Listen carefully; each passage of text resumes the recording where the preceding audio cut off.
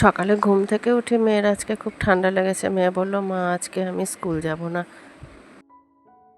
তাই আজকে আমার রান্নায় সেরকম তাড়া ছিল না। এই শখের জায়গায় কাজ করা ছাড়া আমার আর একটা শখের জায়গায় কাজ করি, যেটা কিনা হলো ট্যুর অর্গানাইজ করি। তাই সকালে আজকে আমার অনেক ফোন কল আসছিল, সেখানেই অ্যাক্টিভ ছিলাম।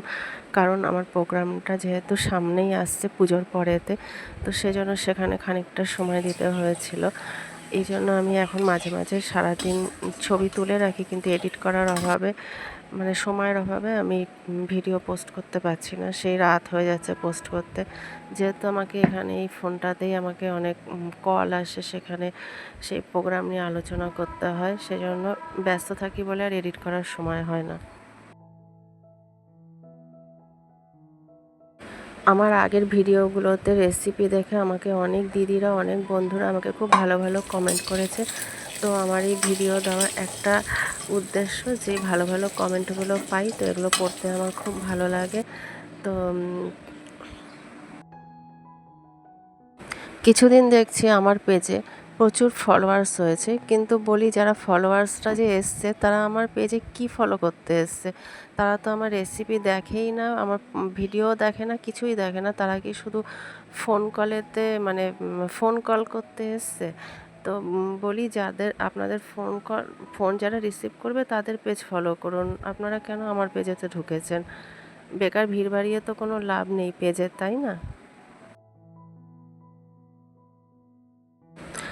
আমার মতন এরকম সমস্যা আর কার কার পেজে হয়েছে প্লিজ কমেন্ট করে জানাবেন।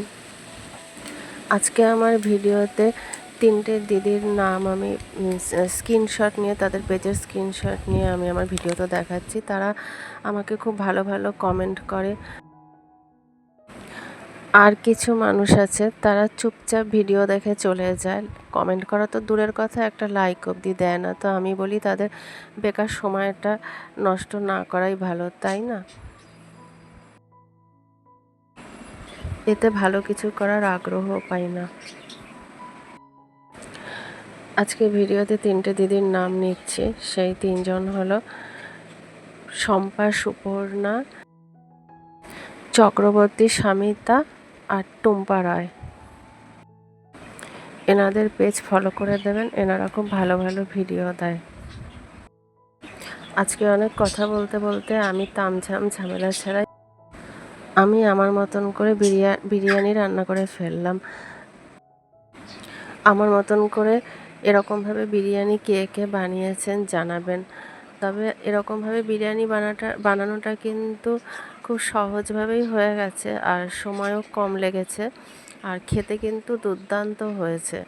তো আজকে আমি বললাম যে আজকে সকাল থেকে এতটা ব্যস্ত হয়ে গেছিলাম যে আমার রান্না করতে দেরি হয়ে গেছিলো, তো ভাবলাম ঝটপট করে এভাবেই বসিয়ে দিই। তো খেতে কিন্তু অসাধারণ হয়েছিল। আপনারা তাড়াহুড়োর সময়তে একবার এইভাবে বানিয়ে দেখবেন, খেতে কিন্তু কোনো অংশেই কিন্তু স্বাদের দিক থেকে কম হয়নি। তো দেখতেই পেলেন আমি কীভাবে পদ্ধতিতে করেছি। তো সেম পদ্ধতিটা মেনটেন করে একবার করার চেষ্টা করবেন, আশা করি ভালো লাগবে। আমার তো বেশ লেগেছে।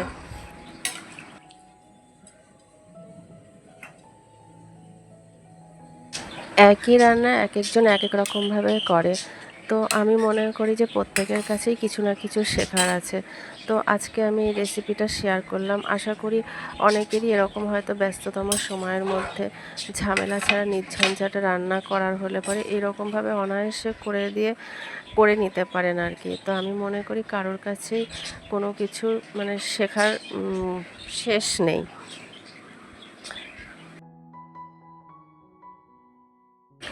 তো আমার রেসিপির ফাইনাল লুকটা লাস্ট অবধি একটু সময় নিয়ে ধৈর্য ধরে দেখুন, আশা করি ভালো লাগবে। আজকে হয়তো আমার ভিডিওটা অনেকেরই দেখতে ভালো লাগবে না, কারণ অনেকটা সময় নিয়ে ফেলেছি, অনেকটা লং ভিডিও হয়ে গেছে। তো কাটছাঁট করার চেষ্টা করলাম, কিন্তু করে ভাবলাম যে না, আজকে রেসিপিটা কথা বলতে বলতে স্টেপ বাই স্টেপ দেখাই, তো সেই জন্যই দেখালাম। তো দেখলাম ভিডিওটা অনেক লং হয়ে গেছে। এইভাবে বিরিয়ানিটা বানালে পরে যেমন হচ্ছে, চালটাকে খুব ভালো করে ভেজে নিতে হবে, তাহলে কি হয়, চালটা একে অপরের গায়ে জড়িয়ে যায় না।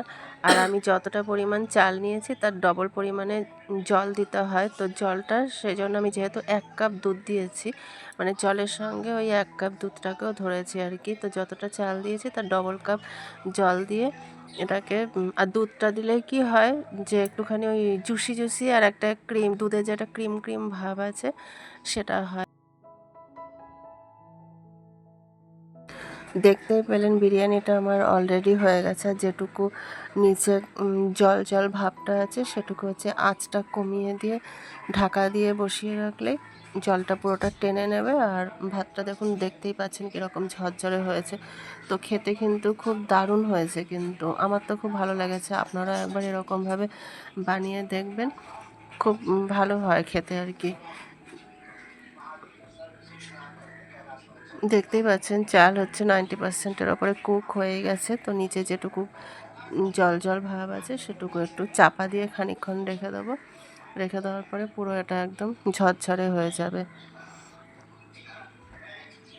আপনারা প্লিজ একবার এইভাবে বানাবেন, বানিয়ে আমাকে কমেন্ট করে জানাবেন যে কীরকম লাগলো।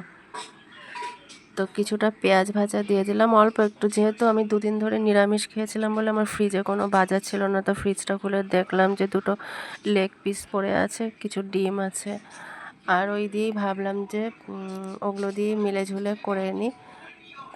তো আমি চেষ্টা করি, আমি তো আগেও বলেছিলাম, আমি চেষ্টা করি আমি যেরকমভাবে যা করি আমার কাছে যেরকম যা থাকে আমি সেটাকে দিয়েই একটু অন্যরকমভাবে রেসিপিটা বানানোর চেষ্টা করি, যাতে সবার খেতে ভালো লাগে।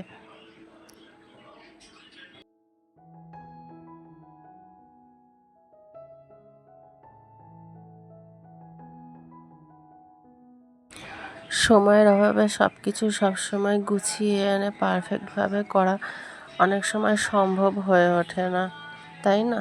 তো ঘরে যা থাকে সেটা দিয়েই সেইভাবেতেই মানে একটু অন্যরকমভাবে যাতে বানিয়ে যাতে সেটা স্বাদ গুণ সব কিছু যাতে বাড়ানো যায় সেই চেষ্টাটাই করি আমি।